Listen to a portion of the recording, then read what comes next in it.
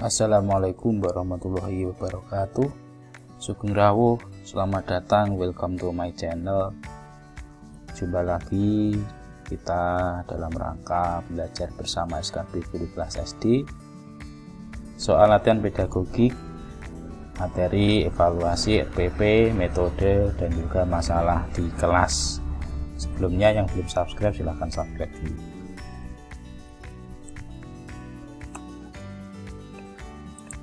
Soal nomor 1. Seorang guru merancang evaluasi dengan mendasarkan pada indikator dan tujuan pembelajaran yang sudah ditentukan di RPP.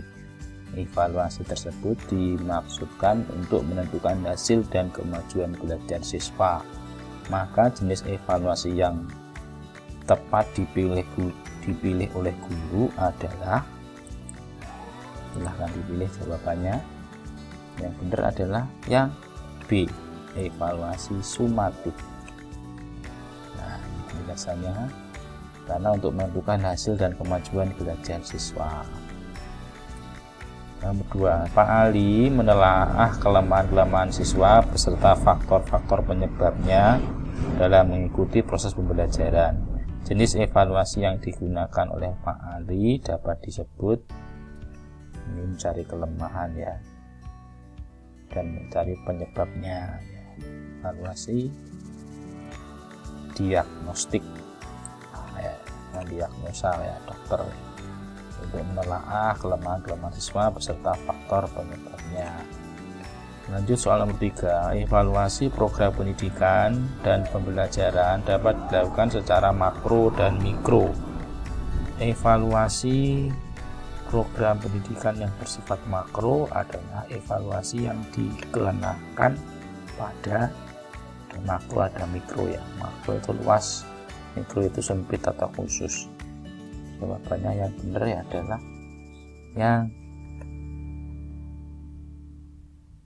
yang B, program pendidikan dalam rangka peningkatan kualitas pendidikan. Penjelasannya, kalau makro itu program pendidikannya, kalau mikronya pembelajaran di kelas umum dan khusus. Seorang guru mencari materi dan media dari internet saat menyusun rencana pembelajaran atau RPP. Materi dan media tersebut akan disampaikan pada proses pembelajaran dengan maksud agar siswa tidak mengalami kesulitan memahami pelajaran. Langkah apa yang harus dilakukan oleh seorang guru saat memilih materi pelajaran? Memilih materi. Jawabannya adalah yang A, mengidentifikasi aspek-aspek yang terdapat dalam KI, KD, dan indikator. Ini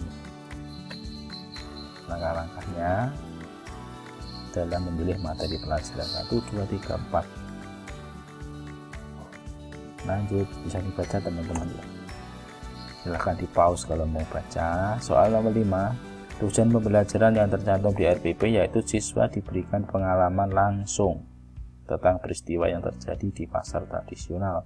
Maka metode pembelajaran yang tepat dipilih oleh guru adalah, dan metodenya ini.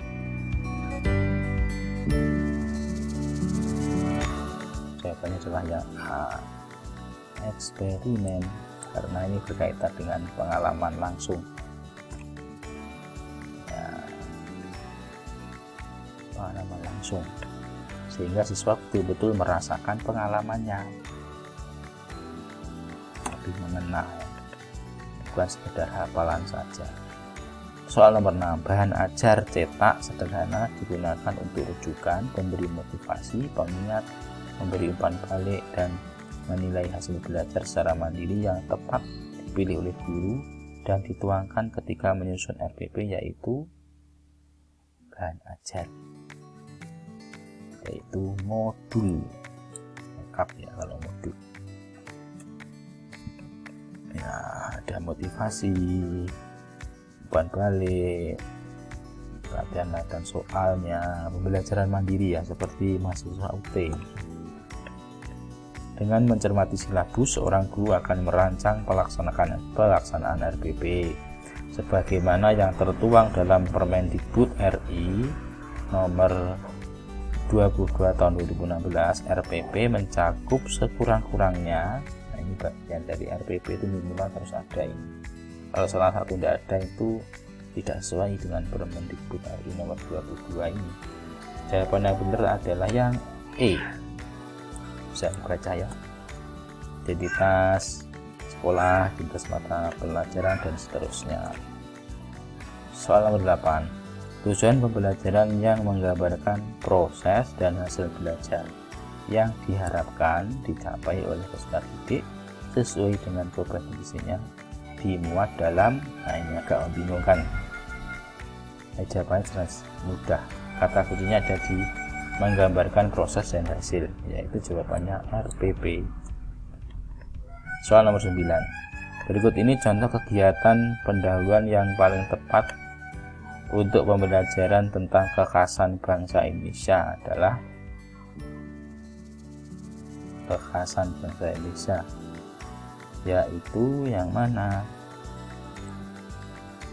C. Menyanyikan lagu Garuda Pancasila.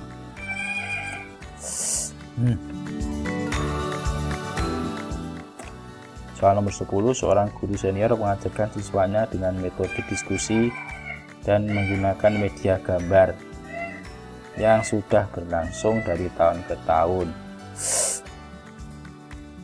Pada awal semester baru 2019, siswa di kelas tersebut diketahui 70% memiliki preferensi belajar kinestetik sehingga mereka tidak fokus saat pembelajaran dan diskusi berlangsung. Siswa lebih senang jika mengerjakan tugas yang diberikan oleh guru. Dari kasus tersebut, model pembelajaran yang paling tepat dipilih guru ... Jadi siswanya ini senang mengerjakan tugas. Ya. Jawabannya adalah yang sesuai adalah yang B, project based learning, ya. Dikasih kegiatan ya, dikasih proyek supaya siswanya beraktivitas,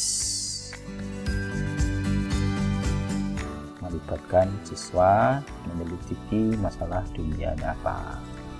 Soal nomor 11. Seorang guru menggunakan model pembelajaran yang memiliki keunggulan agar siswa dapat berpikir dan bertindak kreatif, memecahkan masalah yang dihadapi secara realistis, merangsang perkembangan kemajuan berpikir untuk menyelesaikan masalah yang dihadapi dengan tepat. Model tersebut merupakan, jawabannya adalah yang C, problem based learning. Kata kuncinya ada di menyelesaikan masalah. Ya, problem itu kan masalah. Soal nomor 12. Pak Ali bersama siswanya merencanakan sebuah kegiatan secara kolaboratif.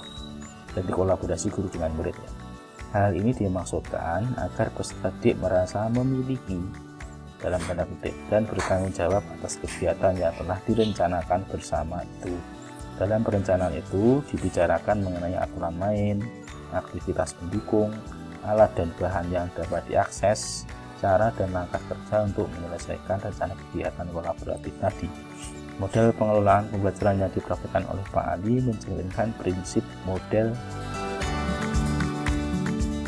C, project based learning, karena banyak kegiatan siswanya. Ya. Soal nomor 13. Di sekolah seorang guru menuliskan beberapa aturan seperti dilarang menginjak rumput, mencoret-coret meja. Hal ini merupakan pembiasaan kepada peserta didik agar berkembang kecerdasan ... Kata kuncinya ada di dilarang menginjak rumput, mencoret-coret meja. Jawabannya adalah yang A, naturalis. Kecerdasan naturalis itu seperti jalan-jalan di alam terbuka, melihat keluar jendela, dan juga ego study. Soal nomor 14. Peserta didik diminta untuk membuat dugaan pada populasi hewan langka yang semakin sedikit. Hal ini termasuk kegiatan untuk mengembangkan kecerdasan. Di sini ada populasi hewan ya, berarti ini kan jumlah. logis matematis berkaitan dengan pengumpulan data, menafsirkan data, menarik kesimpulan, logis matematis.